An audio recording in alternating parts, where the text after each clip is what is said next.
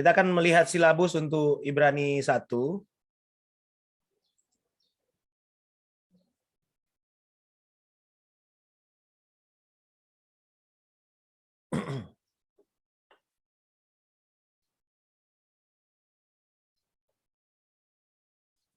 Apakah sudah kelihatan? Sudah, Pak. Oke. Oh, ini sudah tahun 2021 ya.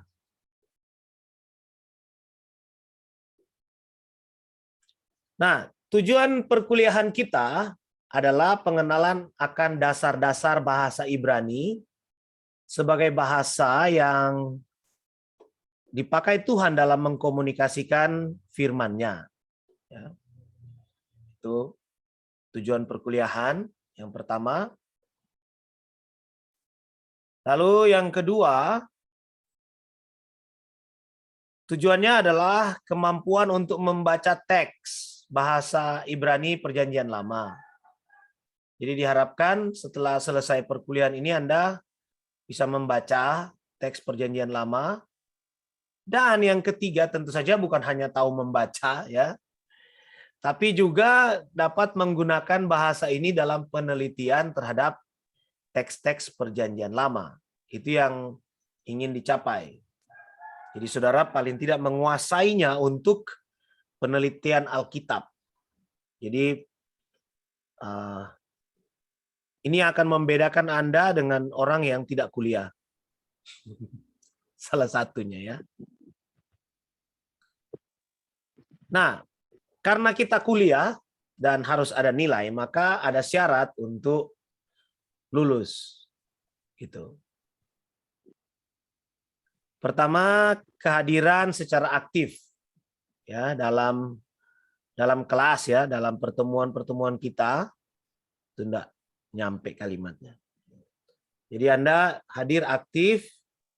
Itulah sebabnya tadi saya katakan di awal nanti ada video yang akan dibagikan.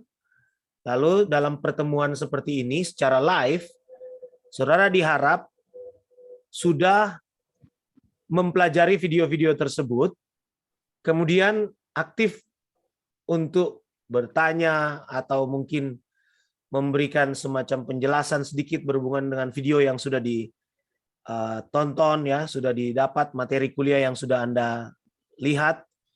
Dan kalau saudara memiliki keaktifan itu, ada semacam poin tertentu lah ya, poin lebih sedikit. Tentu saja itu menunjukkan bahwa saudara menguasai materi. Dan yang kedua, mengikuti kuis-kuis. Jadi itu syarat lulus. Hampir ya setiap hari mungkin kita akan ada kuis ya, setiap kali pertemuan. Lalu mengerjakan PR, ada tugas-tugas yang harus saudara selesaikan. Kemudian akan mengikuti ujian akhir ya. Tentu saja ada. Kita juga bisa nego ya, kita bisa ubah ujian akhir ini menjadi tugas rumah mengingat kita sedang PPKM. Nah, ada buku-buku penunjang yang harus ini bukan buku, ini program komputer ya dari BibleWorks, Futato. Mark D. Futato, Basic Hebrew for Bible Study, saudara bisa lihat itu ada dalam BibleWorks 7. Lalu ini juga semua ada di PDF, bisa saudara bisa saya kirimkan nanti. Page Kelly, ini buku-buku yang bisa saudara gunakan. Lalu Thomas Lamdin, Biblical Hebrew, Alan Ross. Lalu ini yang lebih banyak kita gunakan diktat bahasa Ibrani ya dari Pak Kalrit. Ini diterjemahkan juga oleh Pak Kalrit dibantu oleh senior kami namanya Pak Joni Sedi ya. Mereka yang menerjemahkan itu. Saya kira itu saya sudah kirimkan diktat itu ya. Nah, diktat ini tidak dipublikasikan. Saya tidak tahu sekarang ya, tapi sejauh ini saya belum tahu kalau ini sudah dipublikasikan, tapi saya belum dapat kabar soal itu. Jadi ya hanya bisa difotokopi aja, tidak bisa disebarluaskan dari STI Yogyakarta. Itu alma mater kami. Lalu juga ada Wingren, A Practical Grammar for Classic Hebrew. Ya, tentu saja saudara akan memilih yang sudah dalam bahasa Indonesia ya untuk dipelajari. Ini ya diktat kuliah bahasa Ibrani. Ini ada 3 jilid sudah dengan kamus yang diterjemahkan oleh Pak Kalrit ini. Jadi saudara bisa menggunakan itu. Kita akan lebih banyak menggunakan itu. Nah, lalu kemudian kita lihat dulu bagian pendahuluannya. Bahasa Ibrani adalah rumpun bahasa Semitik ya. Istilah Semitik pertama kali diperkenalkan oleh sarjana Jerman namanya Schlosser pada tahun 1781. Istilah Semitik ini menunjuk pada Shem, anak Nuh itu ya. Ingat ya. Leluhur Asyur, Aram dan Ibrani yang memiliki kesamaan bahasa. Itu, bahasa yang serumpun itu. Lebih dari 19 abad bangsa Yahudi hidup sebagai perantauan, namun bahasa ini tetap hidup sampai sekarang, bahkan makin dipelajari. Itu ya. Bahasa-bahasa yang lain, waduh. Saya ini orang Minahasa ya. Kami pakai bahasa Tontemboan. Waduh, banyak, bahkan saya sendiri sudah tidak menguasai bahasa itu. Tapi saya lihat di media-media sosial banyak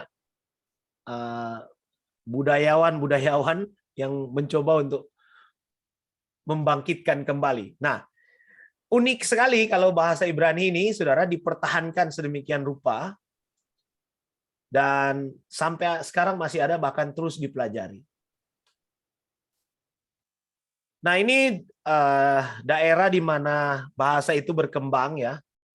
Kalau kita lihat peta ini pembagian antara 3 anak Nuh itu Shem, Ham, Yafet ya. Shem di daerah sini semua ini bagian yang di mana bahasa itu berkembang, Semitik. Lalu ini Yafet ya di daerah Laut Hitam dan seterusnya ke atas itu mengarah menuju ke Eropa. Lalu ini ke Afrika, ini daerah Ham. Gitu. Nah, bahasa Ibrani dalam tata bahasa maupun sintaksisnya berbagi dengan Semitik. Ya. Jadi berhubungan dengan bahasa-bahasa tersebut. Secara tradisi bermacam-macam ya. Semitik dapat diklasifikasikan dari letak geografi di mana bahasa itu dipakai.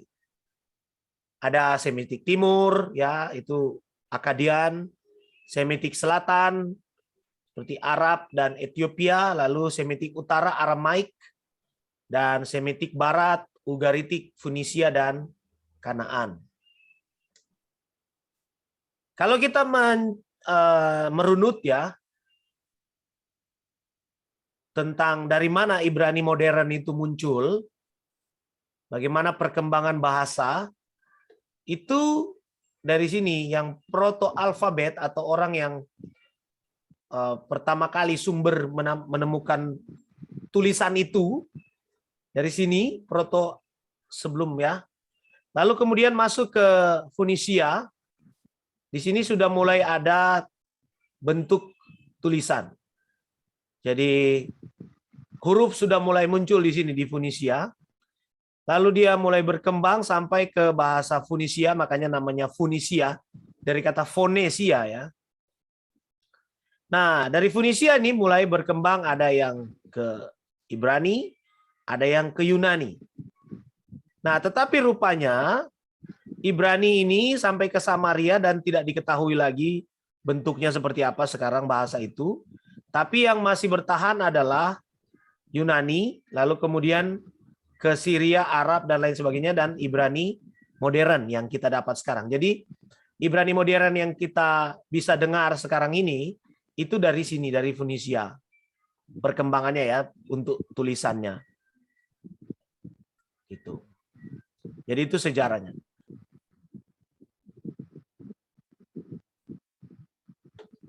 Ini kira-kira ini bekas peninggalan kota Funisia ya.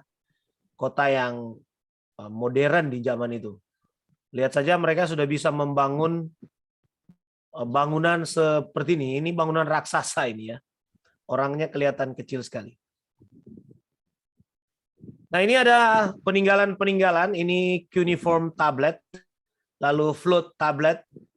Ini dari Babilonia yang terkandung di dalamnya catatan-catatan tentang air bah ya, ada di sana. Ini biasa orang sebut sebagai tulisan paku. Itu hasil dari peninggalan ya. Jadi sudah ada tulisan zaman dulu. Ini silinder Raja Quraisy, catatan sejarah yang biasa dipakai untuk mencatat kisah raja-raja ya. Saudara bisa membandingkan dan membaca dalam kitab Esther itu. Nah, kemudian ini ada gulungan yang ditemukan di Qumran. Ini Yesaya 29 dan 30. Ini yang juga membuktikan bahwa kalau ada orang berkata bahwa Yesaya itu ditulis oleh 2 orang atau 2 penulis atau beberapa penulis, ini adalah salah satu bukti bahwa kitab Yesaya hanya ditulis oleh 1 penulis. Gitu ya. Saudara bisa mempelajari itu dalam mata kuliah kritik teks ya. Oke. Itu bagian pendahuluan. Saya kira itu pengetahuan yang bisa saudara baca sendiri nanti. Bisa lebih perdalam kalau ingin pelajari bahasa sejarahnya seperti apa, gimana ya. Nah, sekarang kita akan mulai dengan alfabet. Jadi kali ini kita akan belajar alfabet. Dan ini yang akan saudara hafalkan nanti ke depan, dalam minggu ke depan ini. Sampai pertemuan kita berikutnya diharap sudah menghafal ya.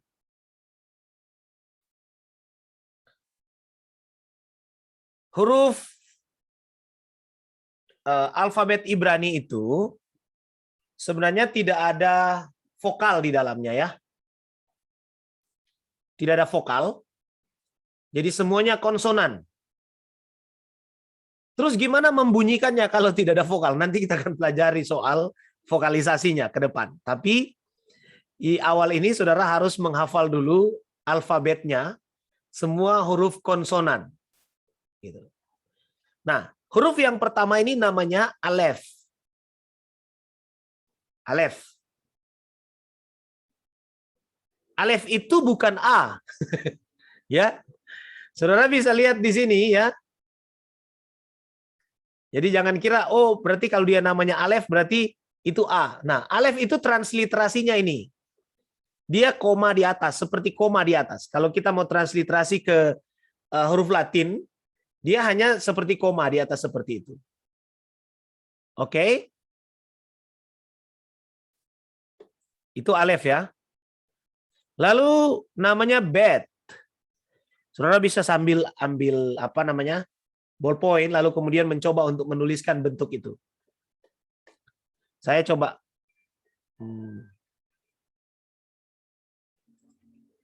menulis ya. Cara menulis alef itu seperti ini. Dari semua huruf Ibrani dimulai dari kiri atas ya. Menulisnya dari kiri atas seperti ini ya. Itu tulisan tangannya. Bisa sambil menulis. Lalu bet-nya itu gimana? Bet dari kiri atas lagi. Lalu garis. Mudah ya. Nah, transliterasi bet itu ini. B. Untuk huruf Latin. Nah, perhatikan bet ini ada titiknya di tengah. Nanti akan kita bicarakan soal apa maksud titik itu. Tapi kali ini kita lihat dulu bahwa bet itu ada 2. Satu bet yang ada titik, yang satu bet tanpa titik. Dua-duanya nama bet. Hanya saja bunyinya beda. Ya. Kalau bet yang ada titiknya, bunyinya bet. Dan transliterasinya adalah B tanpa ada apa-apa, B hanya B saja. Nah, untuk bed tanpa titik seperti ini, dia ditransliterasikan sebagai B ada garis bawah. Bunyinya gimana? Bunyinya V. Seperti ini. Gitu. Oke.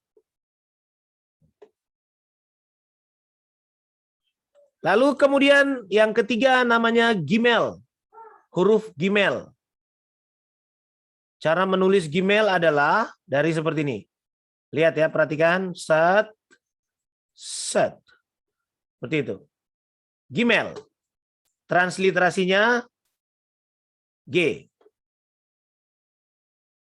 Dia juga ada titik yang satu tidak. Bunyinya ya sama aja bunyinya, tapi transliterasinya beda. Yang satu yang ada titik G biasa, yang tanpa titik G lalu kemudian ada garis di atas. Itu transliterasi. Huruf keempat namanya dalet.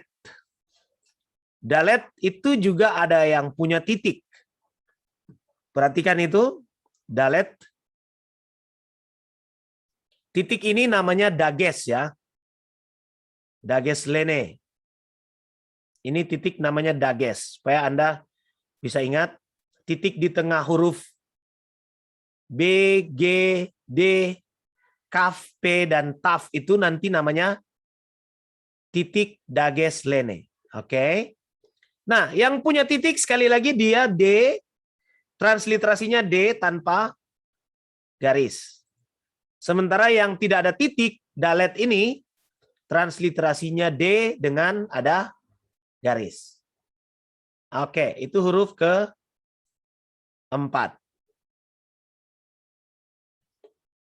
Oh, cara menulisnya, dalet itu seperti ini.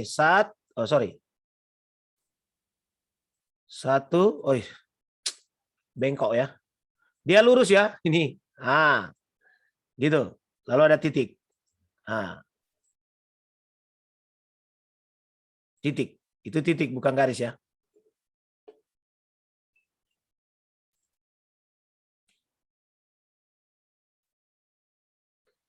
Lalu huruf kelima namanya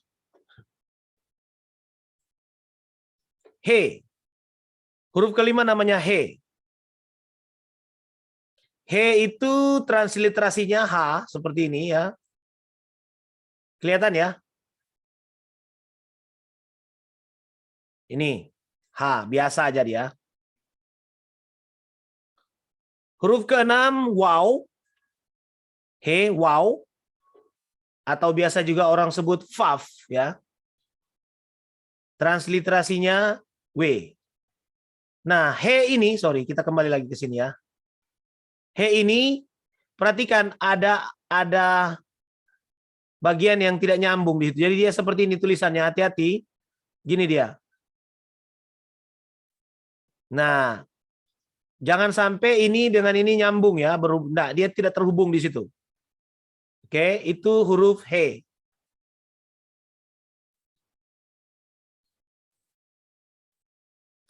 Zain. Zain itu hampir kena dia dengan wow, tapi beda ya. Kalau wow dia seperti ini, perhatikan di sini baik-baik. Dia hanya seperti itu wow. Tapi kalau Zain dia gini, lalu ada gini. Beda di kap. Lalu transliterasinya yang satu wow W, yang satu Z. Zain. He wow Zain. Huruf ke-8 namanya het. Hati-hati lagi. Het ini tentu saja beda dengan he. Tadi ya, itu tandanya. Het, di sininya nyambung, ketemu dia. Jadi dia tulisannya gini. 2, lalu dia sambung. Serupa tapi tak sama. Het ini ditransliterasi menjadi H juga, tapi ada titik di bagian bawah. Oke? Sementara he tidak ada titik. Itu transliterasinya. He, waw, sayin, het. Lalu 9 namanya tet. Tet adalah huruf yang ditransliterasikan menjadi T, dan ingat ada titik di bawah transliterasinya. Oke? Karena ada T yang lain. Tet, yod. Yod bentuknya hanya seperti koma di bagian atas. Ini dia, kecil aja. Ingat yang Yesus katakan, satu iota pun, ya, satu iota tidak akan hilang. Ada huruf terkecil dalam Yunani namanya iota, tapi juga ada huruf terkecil dalam bahasa Ibrani namanya yod. Yod. Oke. 11 kaf. Nah, kaf ini adalah juga huruf yang termasuk punya titik di tengah. Kaf. Namanya biasa aja, kaf. Lalu kemudian ditransliterasi jadi kaf, K ini, tanpa ada garis. Dan kaf itu ada huruf akhir. Jadi huruf ini akan berubah bentuk waktu dia berada di posisi huruf terakhir dalam sebuah kata. Jadinya seperti ini. Dia tetap kaf, sama aja. Kaf. Oke. Ini dia. Kalau dia tidak ada titik, tidak ada dageslene di sana, maka dia harus ditransliterasi menjadi K pakai garis. Alright?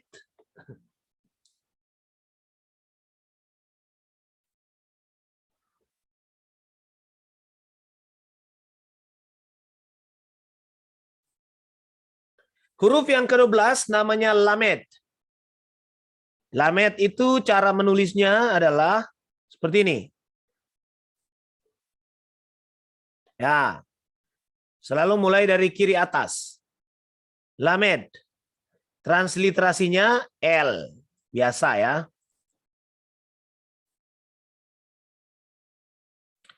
Berikutnya adalah huruf mem.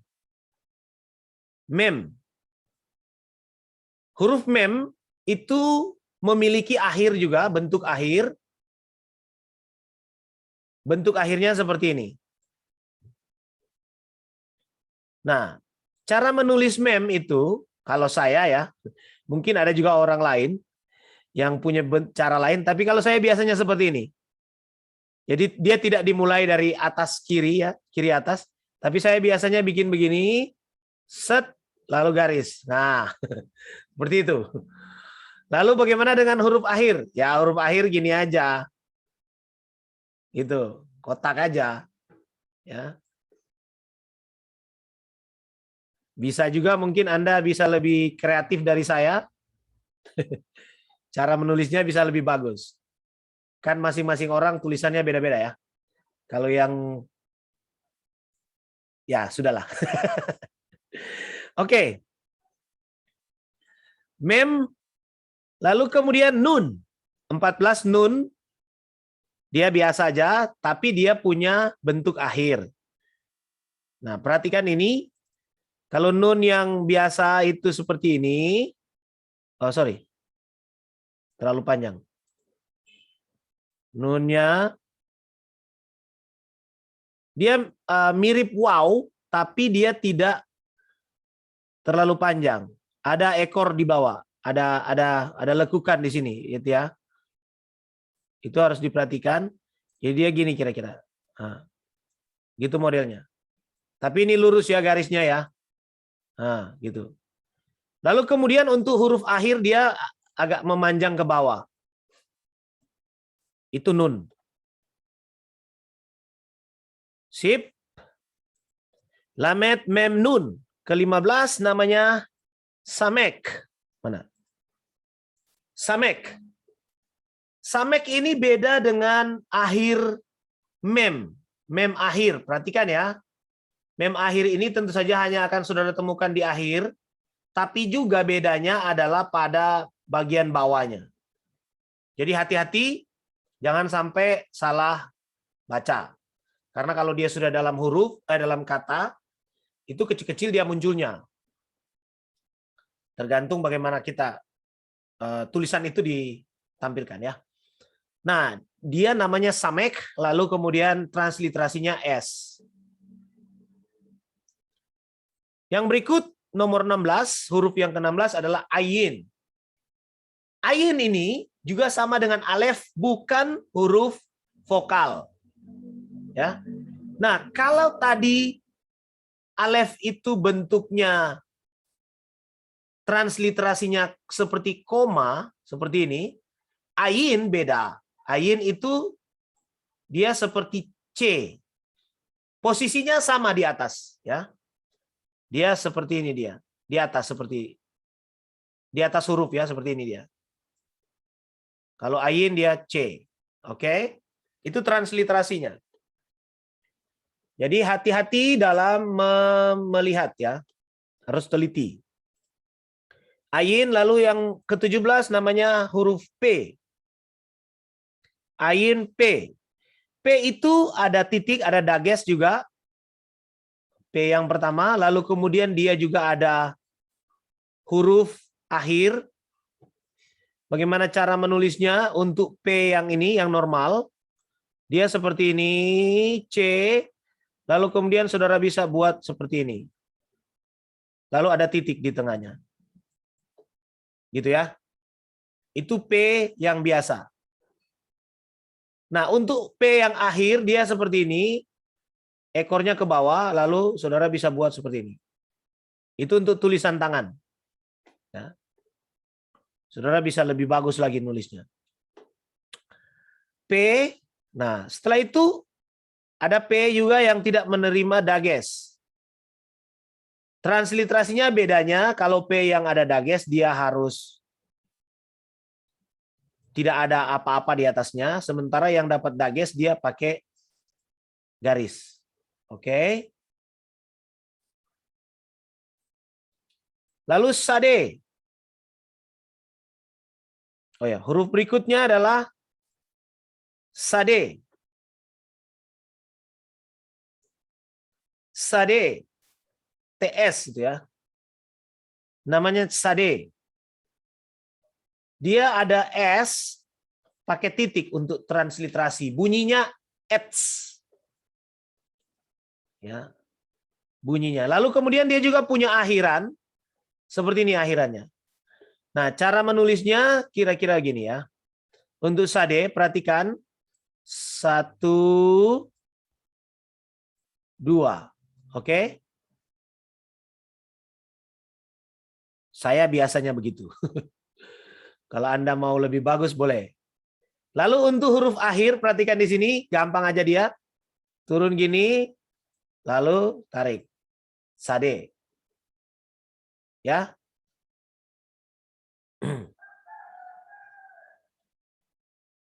Kalau saudara ingin lebih mirip tulisan ketikan itu, ya bolehlah.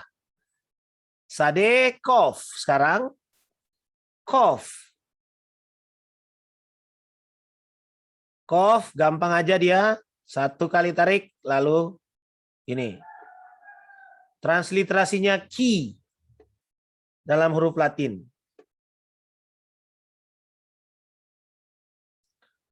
20 resh. Ini nama resh. Namanya. Transliterasinya R. Ya. Resh. 21 shin. Sin. Sin yang ini, perhatikan ini ada titik di kiri atas. Namanya sin. Ini ditulis dalam bahasa Inggris ya. Kita bacanya sin.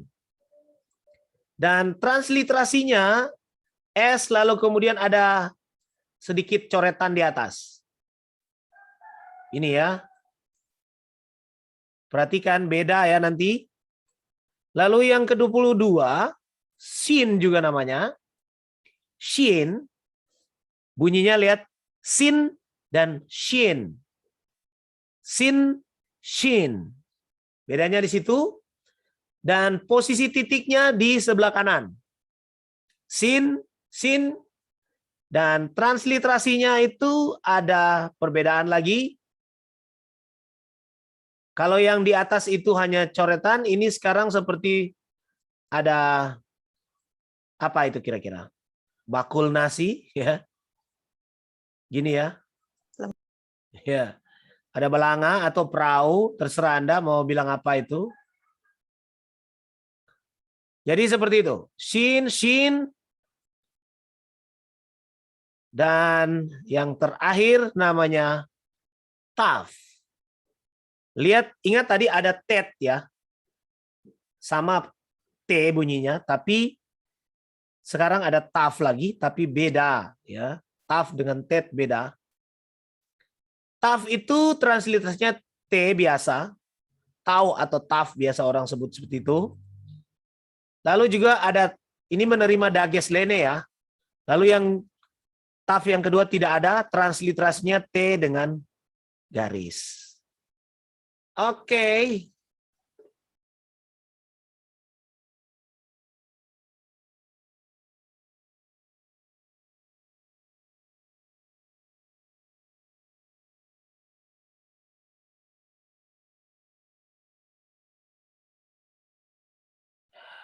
Ada pertanyaan?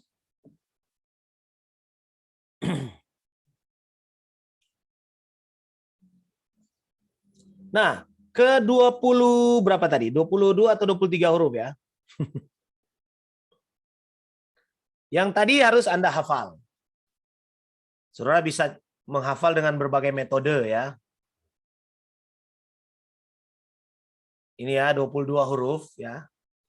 24 dengan shin, 23 dengan shin, sorry. Kalau shin dihitung 2 jadinya 23. Jadi saudara bisa menghafalnya dengan berbagai cara, bisa nge-rap seperti alef bet gimel dalet he vav sayin ketetok kaf klamet mem nun samek ayin p sadekov res sin sin taf. Bisa gitu. Bisa sambil nyanyi, dulu ada teman saya nyanyi dia. Nah, tapi ada juga video yang akan saya kirimkan untuk Anda lihat supaya lebih mudah mengingat ya. Untuk mengingat huruf-huruf ini. Nah, yang lebih penting lagi adalah saudara tahu bukan hanya menghafal urutan, menghafal nama, tapi tahu menulisnya. Lancar. Oke?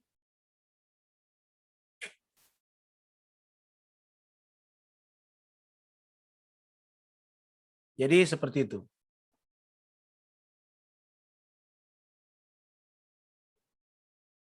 Nah, ada pertanyaan sampai sini kira-kira? Oke, ada satu lagi yang perlu kita lihat sebelum saudara diberi tugas untuk menghafal semua tadi ya.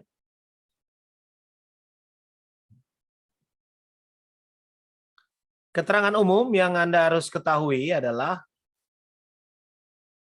ada yang namanya huruf guttural.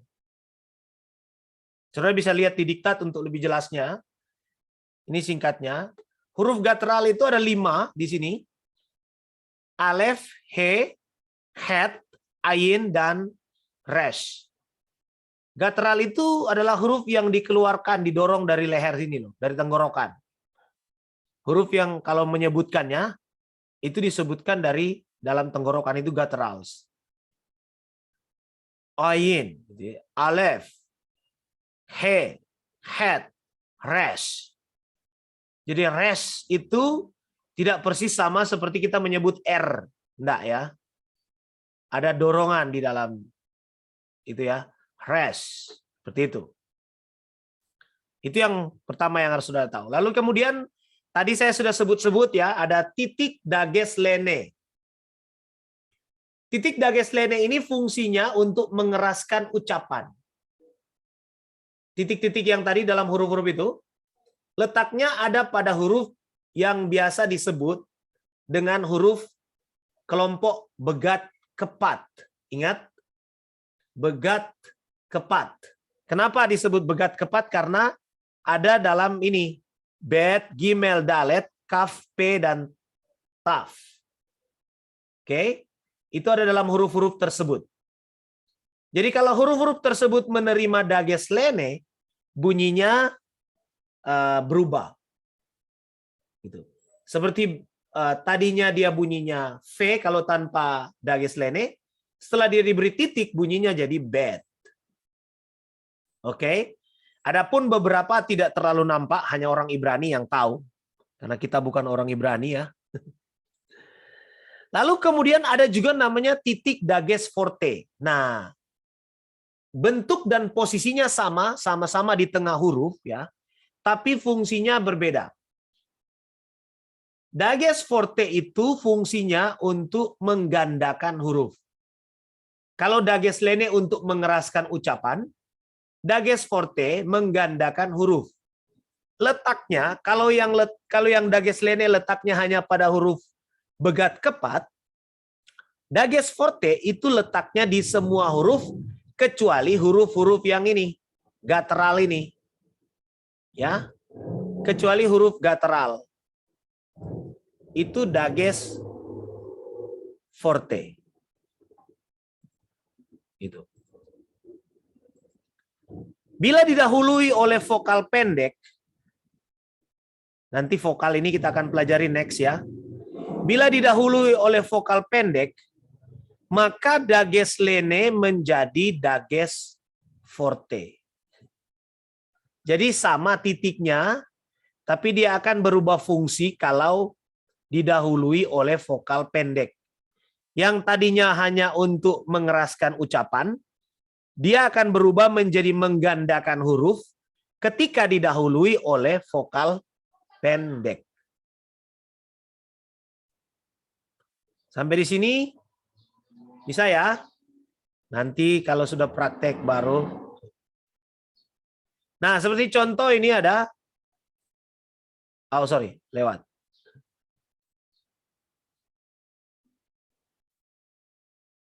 Nah. Hadafar, ya kan? Nah, perhatikan di situ ada dages, ada titik di bawah sini. Kelihatan ya? Ada titik. Ya. Hadafar. Jadi ini vokal pendek. Titik itu otomatis berubah fungsi. Tadinya dia sebagai dages lene, dia berubah menjadi dages forte. Artinya tadinya dia mengeraskan ucapan di huruf dalet. Setelah ada vokal pendek di situ, dia akan berubah menjadi dages forte.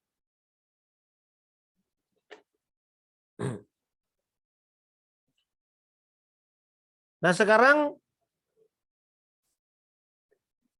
vokalnya itu gimana? Ya. Kita lihat ya. Jadi sambil ini saudara hafalkan. Vokal. Tadi huruf konsonan. Sekarang huruf vokal.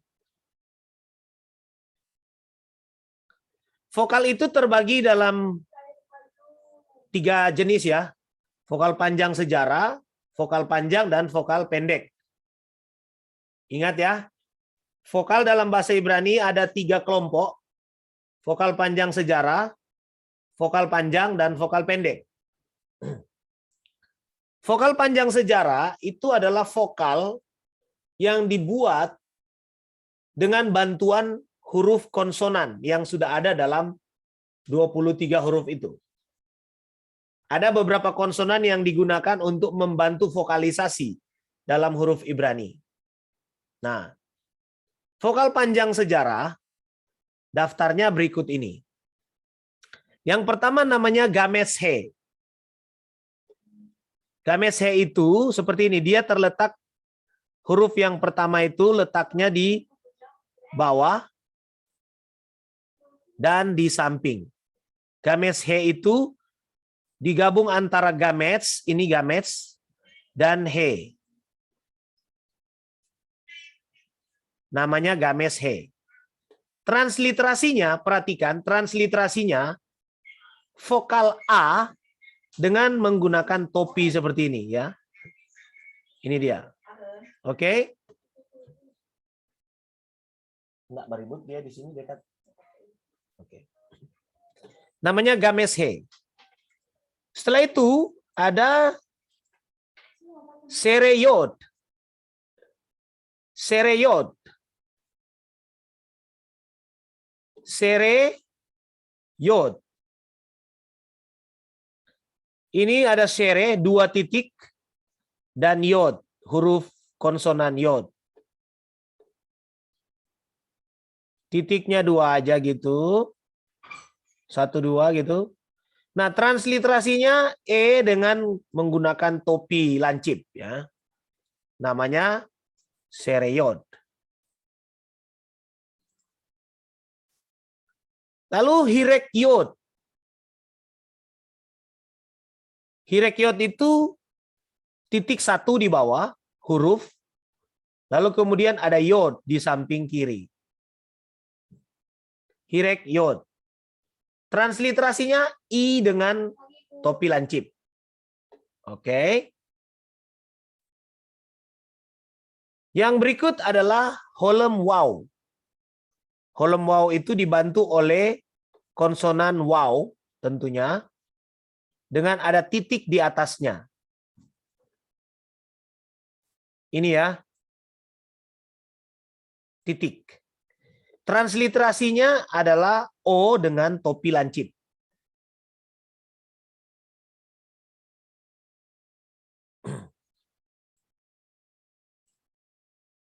Lalu yang terakhir hurufnya surek.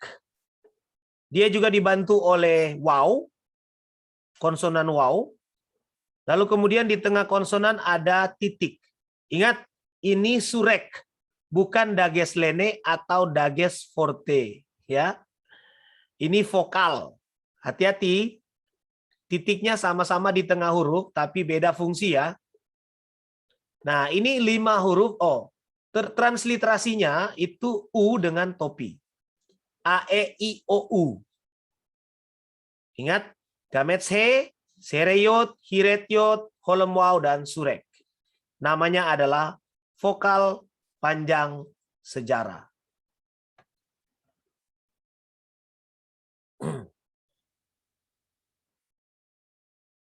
Sampai sini paham ya?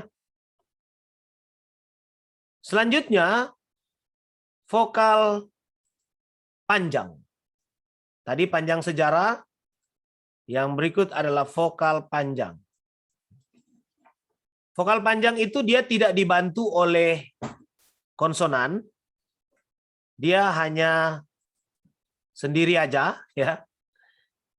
Yang pertama namanya gametes. Tadi kan ada games he ya. Sekarang hanya games. Gametes itu dia seperti T kecil di bawah. Lihat itu ada. Ini dia ya, posisi di bawah huruf konsonan. Lalu transliterasinya A dengan topi yang lurus. Kalau tadi topinya lancip, sekarang dia topinya lurus. Lalu vokal berikutnya adalah sere. Sere itu 2 titik di bawah tanpa ada bantuan konsonan. Transliterasinya E dengan topi lurus. Lalu holem. Holem itu juga titik di atas. Sama dengan holem wow, tetapi dia tidak dibantu oleh wow. Oleh huruf wow. Dia hanya sendirian aja titik kecil di atas dan transliterasinya O dengan topi yang lurus. Itu 3 huruf vokal panjang. Ya. Lalu tiga huruf. Yang lainnya namanya vokal pendek. Vokal pendek ada 5 lagi. Pertama namanya patah. Patah itu adalah garis seperti garis datar aja. Di bawah konsonan namanya patah. Dan transliterasinya A biasa, A kecil, A, bunyinya A. Ya. Yang berikut adalah shegol. Shegol ini 3 huruf, 3 titik ya, yang membentuk segitiga di bawah huruf. Titik-titik 3 ini, kelihatan ya. Ini dia. Namanya shegol dengan transliterasi E. Tanpa ada embel-embelnya. Yang ketiga namanya hirek. Dia titik 1 di bawah konsonan. Namanya hirek. Transliterasinya I. Huruf yang keempat, vokal yang keempat adalah kibuts. Gibus, ada yang menyebutnya kibuts. Gibus ini 3 huruf, 3 huruf lagi. 3 titik yang disusun secara diagonal. 3 titik diagonal. Kalau tadi segitiga, sekarang diurutkan secara diagonal. Transliterasinya U. Oke. Namanya gibus. Nah, lalu kemudian yang kelima, namanya games hatuf. Ingat, games hatuf ini persis sama dengan vokal pendek, vokal panjang, games. Gitu. Tapi beda bunyi. Kalau dia games bunyinya A, atau transliterasinya A, dengan menggunakan topi, ya. Kalau dia games hatuf, dia bunyinya O. Bagaimana membedakannya? Nanti saudara lihat ya, ada konteksnya. Ada, kalau kita lihat, ada aturannya. Nah, selain ketiga kelompok tadi, panjang sejarah, panjang, dan pendek, masih ada lagi tanda-tanda lain yang membantu vokalisasi, yaitu tanda shewa. Tanda shewa. Shewa itu adalah 2 titik di bawah vokal. Titik yang seperti titik 2 kalau dalam matematika itu ya. Tapi dia titik 2 kecil di bawah vokal. Itu namanya shewa. Kalau di dalam kata dia jadinya seperti ini. Jadi dia transliterasinya E juga, tapi agak ke atas sedikit. Coba lihat seperti ini dia ya. Misalnya ini peri. Jadinya peri ya. Ini ada transliterasinya jadi seperti ini. Jadi dia dari kanan ke kiri ya. Pe lalu ri. Irekiot ini. Lalu kemudian res ini ada P, shewa, lalu hirekiot. Res, lalu hirekiot. Oke. Itu namanya shewa. Lalu ada shewa berikutnya namanya shewa gabungan. Shewa gabungan ada pertama namanya hatef patah. Hatef patah, shewa gabungan. Ini dia. Dia posisinya dalam kata seperti ini. Hatef patah. Transliterasinya A, lalu kemudian ada semacam perahu di atas ya. Gitu. A, lalu semacam perahu di atas. Lalu yang gabungan berikutnya namanya hatef segol. Shewa gabungan, hatef segol. Dia seperti ini bentuknya. Titik 3 segol itu, lalu kemudian tambah titik 2 di sampingnya. Kayak ini modelnya ya. Transliterasinya ada dia punya topi terbalik seperti perahu. Dia kalau di dalam transliterasi jadi seperti ini, Edom. Kata ini bunyinya Edom.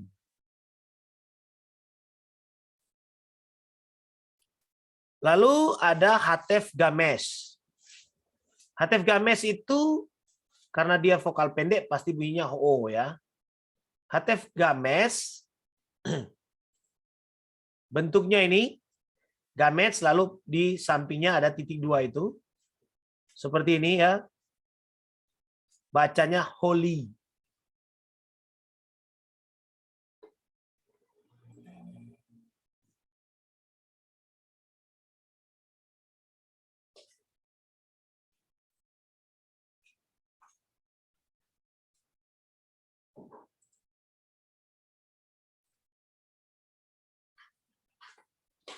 Oke. Saya kira itu dulu penjelasan hari ini ya. Saudara, tugasnya adalah menghafal semua huruf mulai dari konsonan 23 lalu kemudian vokalnya sampai ke sewa. Dihafal aja dulu. Nanti ada hukum-hukumnya kita pelajari selanjutnya dalam pertemuan berikutnya, hukum sewa itu. Nanti fokus pada menguasai huruf dan vokal dulu untuk 1 minggu ini. Kalau saya tips sedikit ya.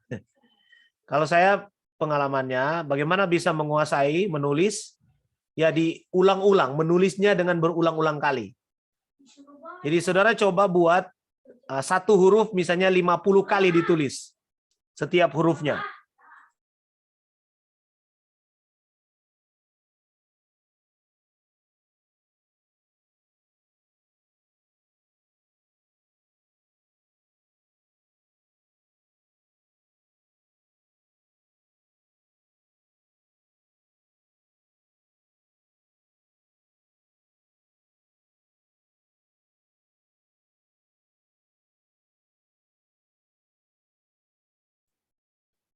Ya, jadi misalnya satu huruf Anda catat 50 kali gitu, alef, alef, alef, alef, alef.